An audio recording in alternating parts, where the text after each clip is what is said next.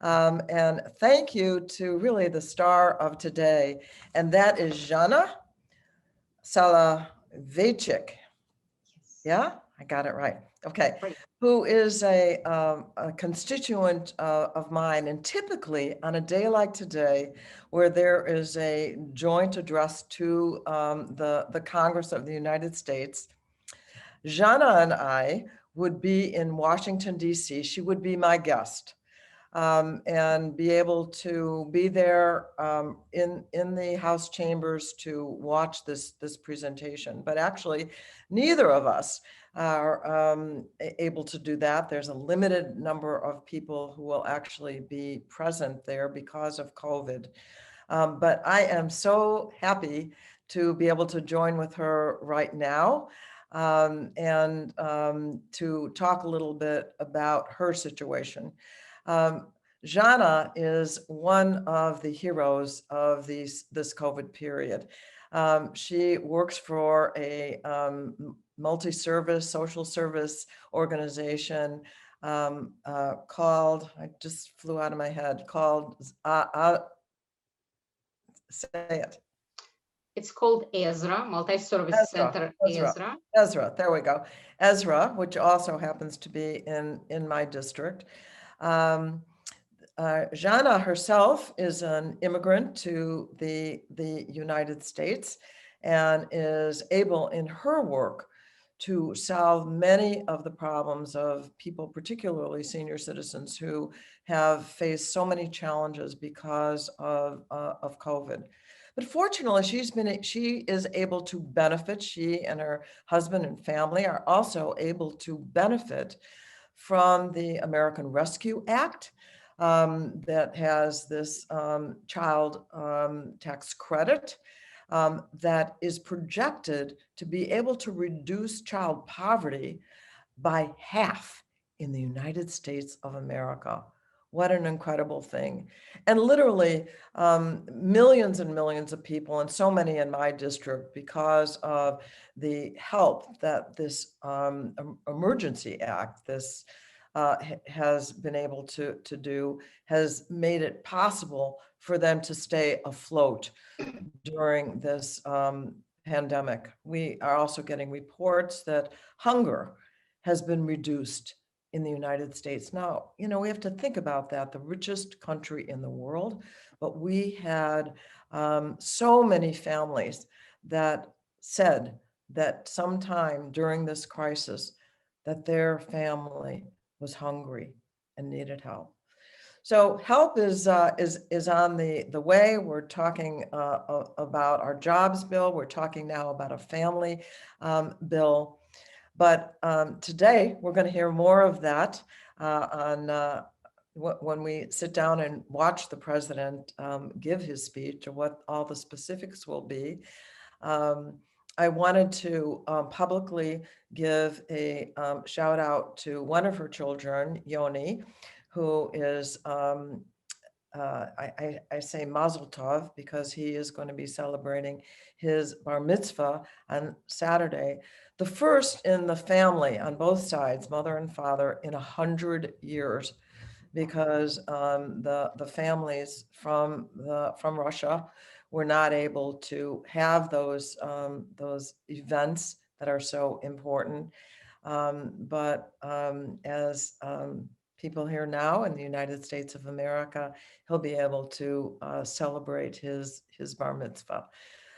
So I wanted to let you hear from this remarkable woman who has done so much for the community and would have been my guest at the, well, not State of the Union, but the joint address by President Biden. So Jana, let me turn it over to you. Thank you. Thank you, Congresswoman Jan Tchaikovsky, for inviting me. I'm so honored, and it's just amazing. I know that I'm just one of many who support what happens right now and who benefit from what happens now. But I'm truly grateful being your guest. And of course, I thank you, President Biden, for the changes we see in real life now. In my work, in my personal life, I see these changes in last 3 months. Our life has changed over a year ago, and it did not change for good. But now I see these changes for good, and these are dramatical changes. At work, I help people, mostly citizens, in their late 70s or 80s. I work for multi-service center Ezra, which located in uptown Chicago. And we help people to maintain their government benefits. We provide food and help with any possible things to survive, to go through all we have right now. As on my personal part, I'm very excited about the vaccination, first of all. Now we are starting to see the light in this tunnel. Jen already mentioned that my son will have bar mitzvah. We are super excited. It is the first bar mitzvah in 100 years. I want to introduce you my son Yoni. And it's actually possible to celebrate, not only because now our family lives in the US, where it is open to everyone to practice your own religion and own tradition, but also we are able to celebrate it because we are vaccinated. All the adults who are invited are vaccinated, and first time in these 14 or so months, we will be able to get together. And it is very exciting. Congresswoman Jen Tchaikovsky, I invite you from all my heart to be our virtual or personal guest if it fits your schedule. Well, vaccinated, so I know we can get together. Yeah, great. Oh yes, it's now. It looks real now that people can get together after a year when kids almost lost this sense of, almost lost their social abilities, social skills. Now they got back to school in last 3 months. Thank you. They got back to school. Yoni, when did you get back to school? In March? In February. February. Okay. And it was possible just because our school teachers got vaccinated. We have wonderful public school where my kids go. It's called East Prairie School in Skokie, and all our teachers who did tremendous job over this year, remote job. Now they see kids in person, and kids are so excited. They see their friends, and they learn so much more, because when you're doing it in person and no one checks whether you play games or whether you are learning something, it is very different. They can't wait until next year when the school day will fully in person. Now they do what they call hybrid, half a day at home and half a day in school. And Yoni's grandparents, who we couldn't see for a very long time, they are able to see us. They will be able to join us and even to hug Yoni for his bar mitzvah and hug his sisters. And it is amazing feeling. Shall we see if the any of the media people have a question? Why don't we do that? Thank you both. Yeah, first to you. Besides, you talked obviously about the importance of getting vaccinated, but what has been the biggest benefit that you have seen? Has there been stimulus money to help you, stay afloat, or I mean, you're working for this multi-service agency? How have you been, personally helped by some of these care packages or stimulus packages that have come out? That's for you, Jana. Yeah, thank you for your question. Um, all of my clients, of course, were eligible for stimulus checks, but not all of them received stimulus checks. And working with the office of Jan Zhikovsky, we helped many people to get them, to advocate for them, because sometimes it just lost somewhere, and sometimes we had the problems, the systematic problems. This is one of the benefits. And of course, the vaccination. Since my clients are mostly elderly, they stayed home for many, many months. And besides the COVID, their problem was the isolation. It was the hardest part, even harder than the sickness itself. So now they are able, and also I forgot to mention, we provided food to those in need. We took care of their physical needs, and now with the vaccination, uh, we are taking care of their social needs. So we are going in this pyramid of Maslow, we're going up. Congresswoman, if I can just kind of follow up with you, just kind of looking ahead to what we are going to hear from the president tonight. And you've probably read some of the briefings. He's talking about things about, gun control and help for the universal pre-K, 2 years of free community college. What impresses you the most about what are you looking forward most to hear from the president tonight? Congresswoman, if you could take that. Sure. From the very beginning, from his inaugural speech, what the president has committed to doing is delivering for the American people, not just messaging or promising, but actually making life better for Americans. We've seen it already with the Rescue Act. We're going to see it as we build it better. We're going to be doing the Jobs Act, putting people to work at good, clean jobs. And now we're talking about families and actually helping families. And so I am still interested even hearing more about childcare. Many women found themselves out of the workplace because they just couldn't leave their children. Some men too, I'm sure, but mostly women we saw missing from the workplace. With the kind of childcare that is going to be provided, that is a big deal in getting our economy going and certainly getting families going. We're going to be helping with student loans and reducing the amount of money, making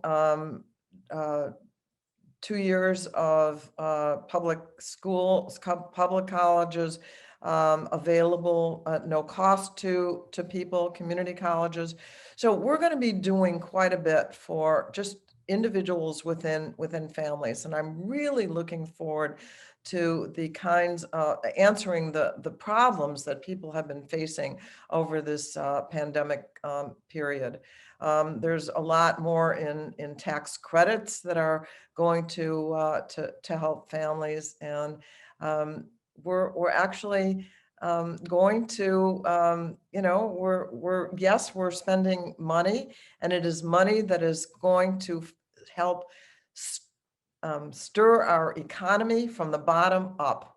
And I'm very excited that these bold moves are being taken, and I'm looking forward to more of the details tonight. I've got the multi-page briefing paper that I'm plowing through, and all of it is good news. And can you just talk about how different this is going to be? Here, President Biden has attended many of these joint sessions, but this is his first as president, and yet it's going to look and feel so different. And you've been to a number of these, obviously, with your time in Congress. How different is this going to feel? And does this does this help dim any of the enthusiasm you might typically hear in the chamber? Oh, I think it spurs the excitement that we hear in the chamber. The fact that we're not there, obviously, in the chamber is, we all wish we could safely be there. I think one of the things that's going to be different, I assume that there are going to be two women behind him. The vice president, Kamala Harris, and the speaker of the House, Nancy Pelosi, which is certainly something new. I look forward to that, certainly look forward to that image. But I think it's all about hope. It's about a president who is believed in, that he has demonstrated that he not only cares about people, is going to help people, but that the beat goes on. Help and more help is on the way. So I think that the opportunity for so many people to tune in and see this is going to actually make the American people feel a lot better. As I said, as I start going through this multi-page small print, this is what the plan is. I feel like people are going to be nodding yes. I just wanted to mention too that this bill includes money for paid leave, which is so important, especially since the COVID crisis is not over. This is going to be really a big help for so many people. They don't have to wonder if they can stay home, especially if they're sick, and we want them to stay home, and they'll get reimbursed. They'll have to be paid. Yes, one of the other things we're expecting the president to talk about tonight is the need for gun control. And this has obviously, stalled in Congress before. Do you think there's any, chance of significant gun control actually getting passed? 90% of Americans believe that there should be universal background checks. In some ways, the city of Chicago is the classic example of why we need national laws, because we have good laws in the state of Illinois and in the city of Chicago. And yet we are plagued by an excess of guns and gun violence.